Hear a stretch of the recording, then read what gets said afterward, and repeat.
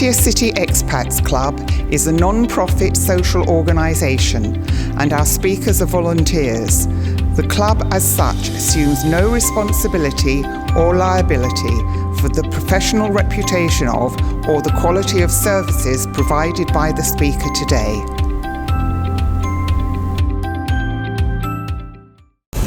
G'day and Swaddy Cub. Well, today we were very blessed to have a wonderfully thorough talk and clear-headed talk on what can happen to your brain as you age and what you should do about it.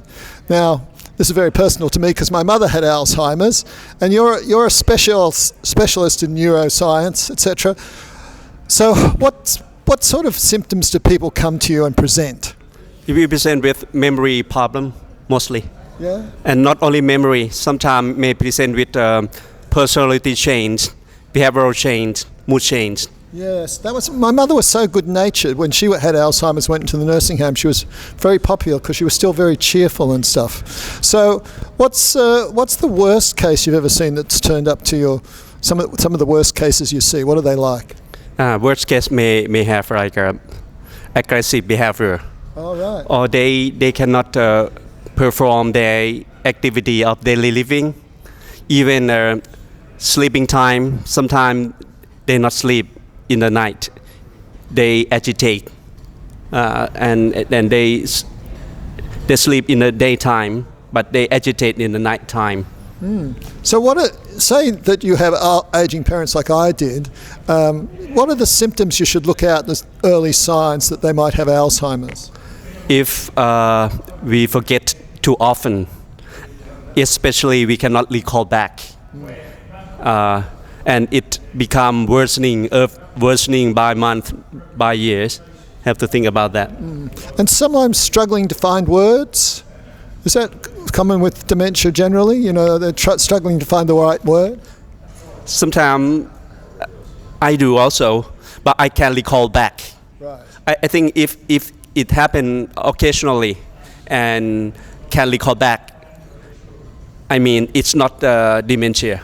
Yes, I remember when I took a friend to Bangkok Pattaya Hospital, where you're from, to get him assessed as to whether he had Alzheimer's. He actually thanked me afterwards and said, "Oh, you know, I was in a car park and I totally forgot where my car was." Right. If it happened too often and worsening, have to test for that. And he was prescribed medication to slow down the Alzheimer's, but then of course there was a problem with him actually taking the medication, right? That person, he may lose memory in more than early stage, that he should have a caretaker. Yeah, so there needed to be somebody making sure he took the tablets and stuff. But also I had great difficulty convincing other friends that he actually had Alzheimer's. Is this a denial thing, or people aren't educated enough about it? Some people deny because when it's starting, they may think, oh, it may be just normal aging. Everybody by this age may forget, right? And the other thing is, if you do have a relative getting older and stuff, you really need to get involved in helping them manage their finances. Like I got a power of attorney for my mother, etc. Very important, yes. Yeah, that is important things. I saw many people, they has no insight.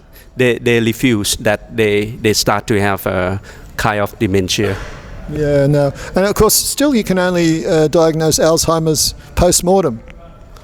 For sure, by autopsy.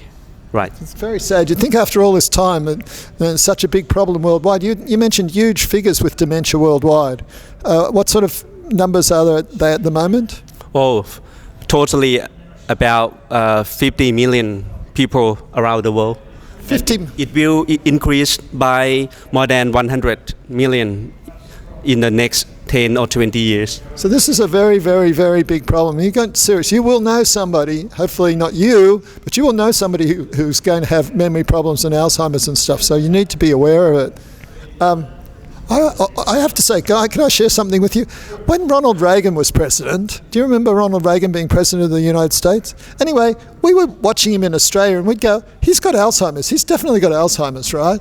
And of course, after he we were still medically approved for a second term, and of course it did emerge that he had Alzheimer's, right? Slow onset Alzheimer's. So do you have some final pieces of advice for people who are trying to mitigate against the chances of Alzheimer's? It's in the talk. You want to watch the talk because he talks about risk factors. So some of the main risk factors that people can do. Right. We have to know what is the risk factor. Now we can identify more than 10 risk factors, like our body weight, diabetes control, smoking, alcohol intake, many things that I talk in the meeting. So one of the things you can do is exercise, right? Yeah, we should start now. Not only our age, more than 60, but we can do now as we was young. Yeah. Yeah. Exercise, weights, all that sort of thing. Keep the circulation going. Diet control. Cryptic crosswords. I do crosswords. That's good. Challenge your brain. Yeah. Got to keep the brain exercised as well as got to keep the brain exercised as well as the body. So I had a memory lapse there. See, got to bring the mic back. So thank you so much, Dr. Niyom. It was a very, very well presented talk, extremely clear, and everybody took some takeaways. And one of the things we emphasised was, don't just pay attention to your own brain, but the brains of the people you care about and your friends, etc., and see where they're going. Would you like to say a final word? Final word, early detection and prevention better than treatment. Amen to that. So, goodbye and Swaddy Kraft from Dr. Niyom and Pattaya City Expat Club.